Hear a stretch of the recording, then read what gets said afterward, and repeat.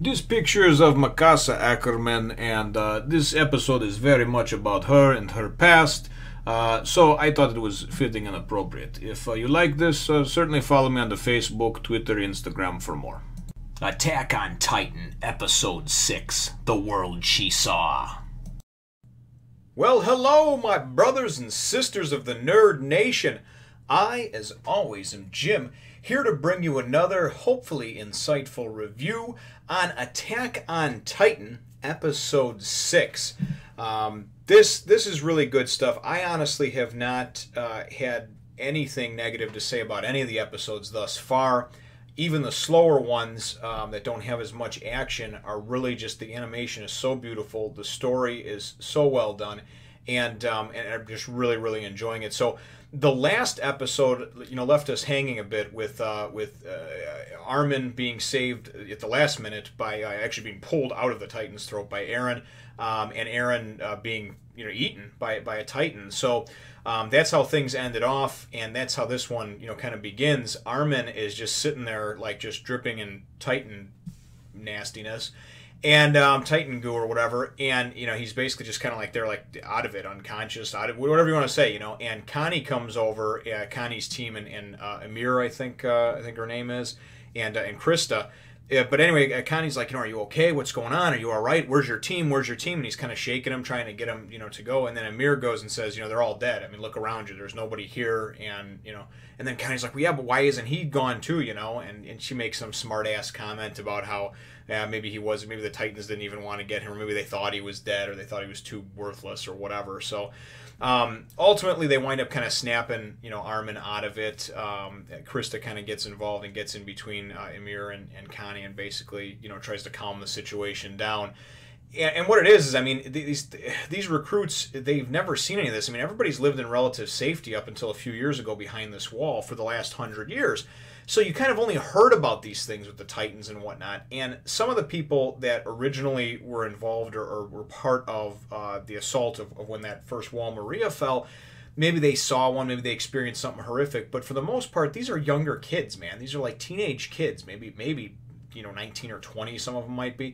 They've gone through 3 years of hell and training, and then to come out and, literally your first day after graduating, the Titans are attacking again, and now you're actually, this isn't drills anymore, man. I mean, this is real life, and people that you know and you love or you care for are like just dying. I mean, getting eaten right in front of you. So it's pretty horrific, and that's what most of this episode is really about Mikasa, which I'll get to in a minute, but the beginning part of it is really just displaying the horrors of war, any type of war, but but obviously this type of war is what they're focusing on. So Armin goes kind of flying away there, uses his little 3D maneuver stuff and goes flying away, and then he winds up going and kind of like he's talking to himself about how everything's hopeless, the world is terrible, the whole war thing, and he winds up coming upon, I can't remember the girl's name. I don't know if it's Hannah. I think it's maybe Hannah. And she's laying over Franz, giving him CPR, trying to go pumping on his chest and blowing in his mouth. And we come to find out after a few scenes of this, because she's like crying and she's like, help me, and Armin's just like frozen, like, what the? And then you go and you see from this cool kind of shot from the side, it's not as grisly as some people would say because they cut out some of the gore. But really what they did is they used some good camera angle work, and you see from the side, she's kind of like posed over him, and you see the top half of his body, but then in the shadows, you see no bottom half. So he's been torn in half, and this is what the Titan spit out. He's clearly not coming back to life, hon, But anyway, so Armin's just kind of like freaking out or whatever. It then goes and it shows us the gate to the next wall where everybody is retreating out of, and there's this giant wagon like trying to get through there, and it's kind of stomping things up. And we find out, and all the people are trying to evacuate, and we find out that there's some fat, pompous-ass, greedy merchant that, is the boss of the guild of that territory or what have you, that's basically like, this is my shit, and even though this wagon's not fitting through, guess what? I run this town. I'm the one that has food and everything else for it. Some of the soldiers go to step in to stop him. He's like, go ahead, you're going to try to arrest me? I'm the one that, that gives your worthless ass food and blah, blah, blah. And it just goes to show you the type of scum that exists even in, the perils of war and with the extreme loss of life going on around.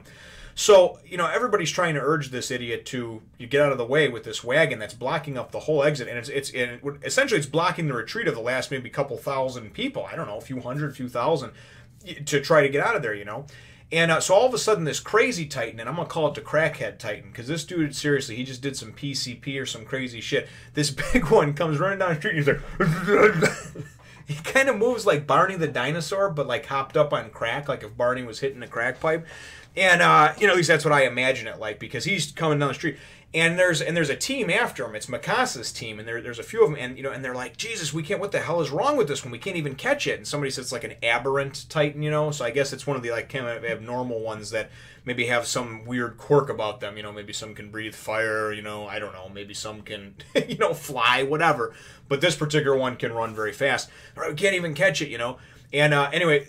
And they're still kind of flying along behind it, shooting into the walls, you know, pulling and using the jet propulsion system. So Mikasa goes and shoots the thing with one of her grappling hooks right in the back of its neck, and in one fell swoop. And this thing's getting close. I mean, it's charging and bearing down on the people that are trying to get out of there, right? And they're all like, wow, you know, shitting bricks. So she slashes this fucker right in the back of the neck, and this is cool. This is one of the first real like Titan kills we actually get to see, and this thing just falls to the ground like a ton of shit, man. And just, you know, it starts like just there's steam coming off it, and he's done, right? And so Mikasa's standing there all heroic like and looking cool with her scarf flying and everything. And this boss guild guy or whatever is just like, oh great, you know, now you guys can help me move my stuff through here. So Mikasa basically is like, you know, get your shit out of the way. What is your deal? You know, my friends or my colleagues, my friends, whatever, you know, us soldiers, we're dying. And to protect your retreat that should have already happened, but you're blocking it up.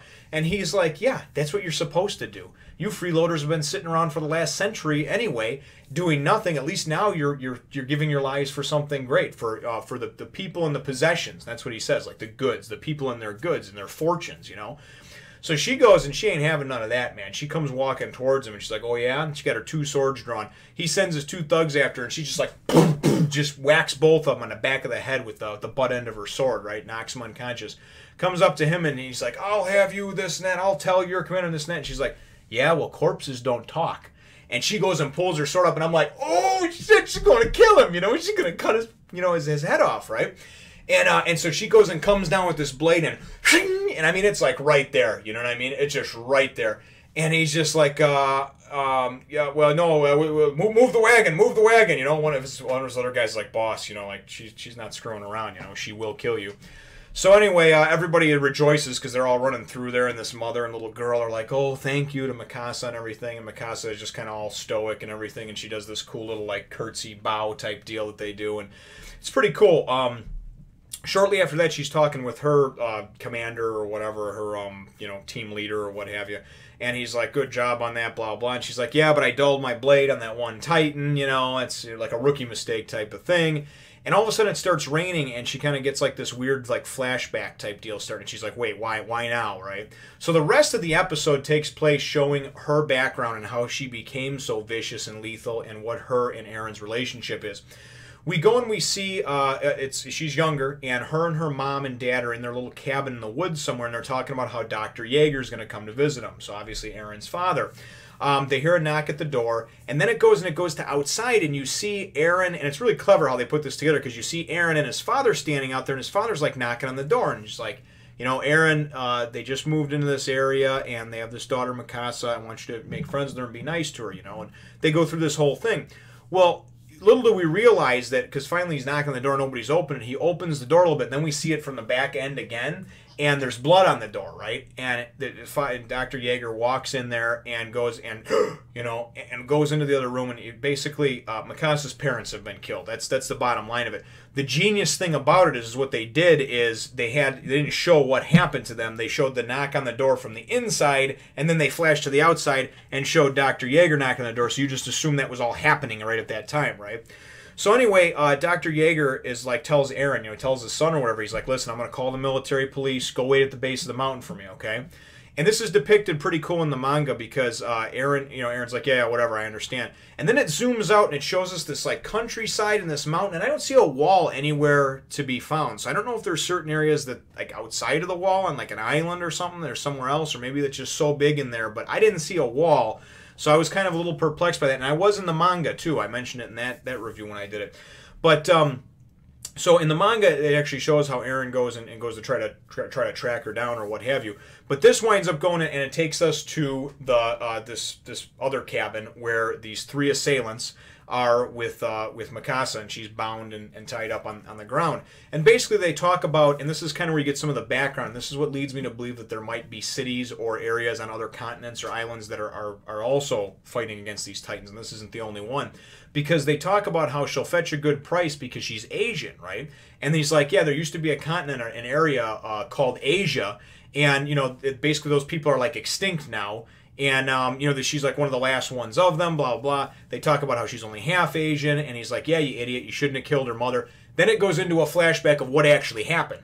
They knocked on the door, and when we got flashed to seeing Dr. Yeager knocked on the door, what actually had happened is the father answered the door. Mikasa's father answered the door, and immediately got stabbed by one of the assailants. Fell to the ground.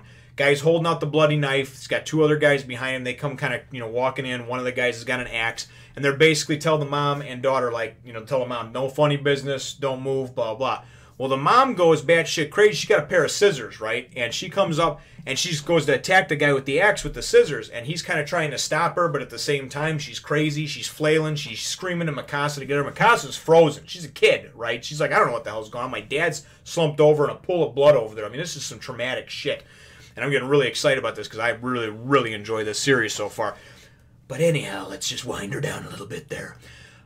So what winds up happening is Mikasa's mother, you know, gets bludgeoned, gets killed, you know, by the guy with the axe. He nails her, and she's dead. So then it goes and it kind of takes us back to the regular time. So that was the flashback within the flashback, I guess that you would say, to find out how that all happened. So basically, these two of these three assailants are pretty much arguing. We don't know where the third guy is, and they're kind of arguing over it about how the one guy was dumb for killing her because the mother would have fetched an even better price. And they're like, we'll take her to the capital and sell her underground in the black market, you know, the human slave trade, because apparently Asians are going for a pretty penny here in this world.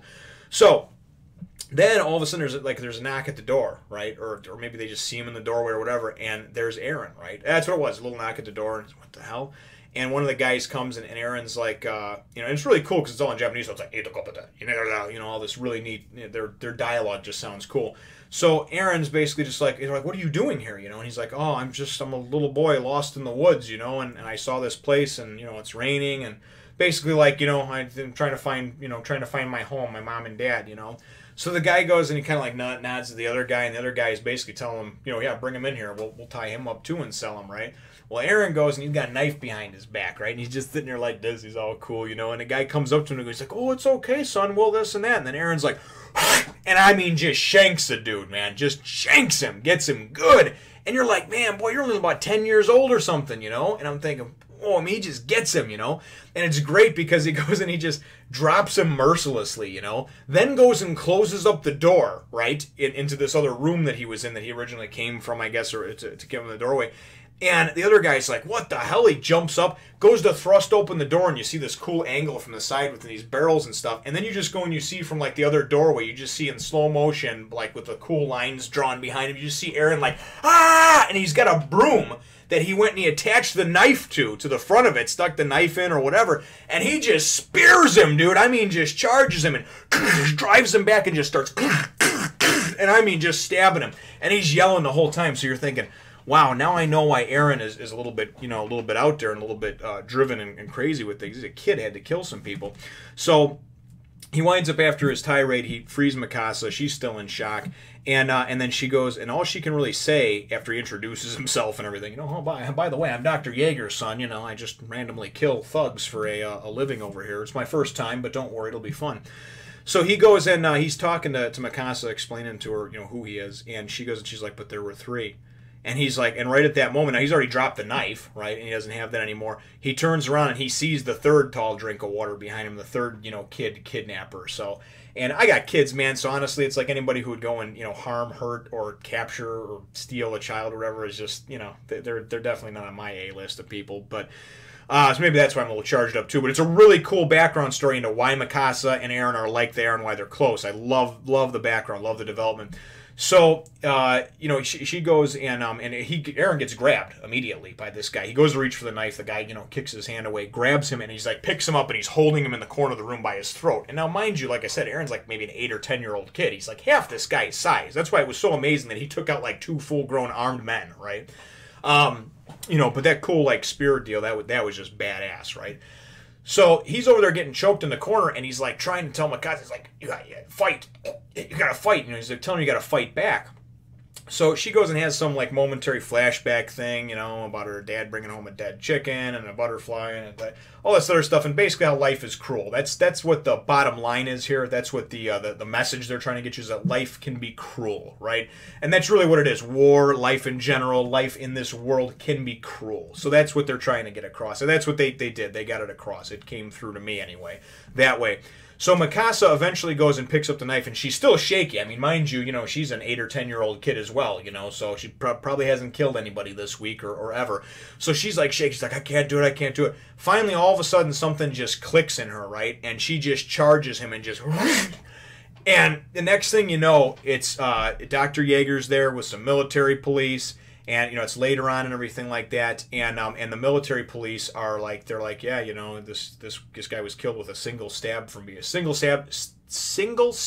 the heart from behind, and I'm like, wow, that's some crazy shit, right? Like Aaron took out 2 guys, but he went crazy and like mutilated him and stuff like that, dude. She just right for the heart, man, like from behind too, got him back through his spine or rib cage or however she did it, right into his heart, so, and took him out, one thrust. That's all she needed. So.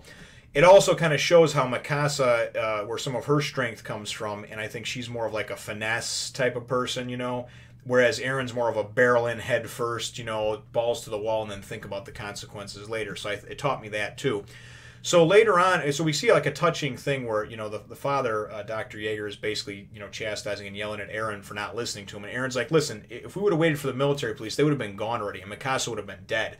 And he's like, yeah, but you don't understand. Like, you're my son. I'm your father. I'm supposed to protect you, and you got to listen to me, okay? Because, like, you got lucky. You should not have taken out 2 full-grown men and then a third from Mikasa. Like, you could have, should have, and would have died in almost any other 99 out of 100 chances, right? You just didn't get lucky.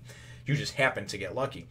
So that goes on or whatever, and then we go in, and Mikasa's basically just, like, still in a trance, and she's like, can I please just go home now? She's like, I'm cold. So this is cool because Mikasa wears that trademark scarf, and I don't remember seeing this in the manga. I have to go back and read it again. But Aaron goes, and in this touching scene, he goes over and he takes his scarf from off his neck, and he goes and wraps it around her face and head like 3 times. It's all crooked, hanging off and stuff like that. And she kind of pulls it down a little bit, and he's like, "It's warm, isn't it?" And she says, "Yes, it's warm." So it's kind of this cool touching moment between them, and you see why she wears that scarf all the time till this day. We also see why they have such a strong bond, because Dr. Yeager says, you know what, she can come home with us and live with us, like basically like she's going to be our adopted child, I guess. Certainly she's been through a lot. They obviously knew the family and had some ties with them. Her mom and dad have just been killed, pretty viciously, and so that's the whole backstory with that. And it then kind of goes into like regular, time. It comes out of the flashback, and she's flying through the air, got a new sword, I guess, and she's like slashing another Titan across the face and taking him down. And she's basically like, flying through the rain, looking real cool with the animation. Her hair's flowing, the scarf, and she's basically like I said, the message that they've been trying to give us, other than Mikasa's one bad bitch, the message they've been trying to give us is that life is cruel. So that is really what it is about this whole episode. And really, really enjoyable. So I really liked it. And as she's kind of, jetpacking away over there, she goes and she's like, life is cruel, but everything will be fine, as long as I have Aaron, and now little does she realize that Aaron just got eaten in the last episode, so she's going to be upset when somebody tells her about that. But I'm certainly excited and on the edge of my seat to see the next one. She also goes in and refuses an order to go and go back with the vanguard, or go move back with the rear guard or whatever. Oh yeah, that's what it is. He's like, we can go up on the wall now and close the gate. And she's like, no, screw that. I'm going to help the vanguard. She realizes she's too valuable to be going back there and retreating. She's going to go help the people that are still out there. So that's what she goes off to do. And the episode ends with her basically being like, I gotta, I'll be cool in this cruel world as long as Aaron's around for me. So I think it's going to be pretty bad when she finds out what happened to him. So certainly cannot wait to the next one, folks. The episode question that I have, though, for you is, What do you think about this whole message? I mean, do you think it is a cruel world that we live in, or is this world what you make of it? Many people, would argue either way, and they would say, sure, there's some cruel things in this world, but if you know what they are and you try to avoid those pitfalls, you'll be fine. And then there's other people who are just like, you know what, no matter what, I mean, this is just a cruel, evil, harsh world to live in. So, what is your opinion? Let me know, brothers and sisters, in the comments down below. Feel free to hit the thumbs up, the like button, if you think that I deserve it, and subscribe if you have not done so already. We will look forward to catching you in the next one, Nation. Remember, brothers and sisters, to share, subscribe, spread the word of the nation to others, and of course, if you like watching the videos, watching them is always much appreciated. Have a nice day.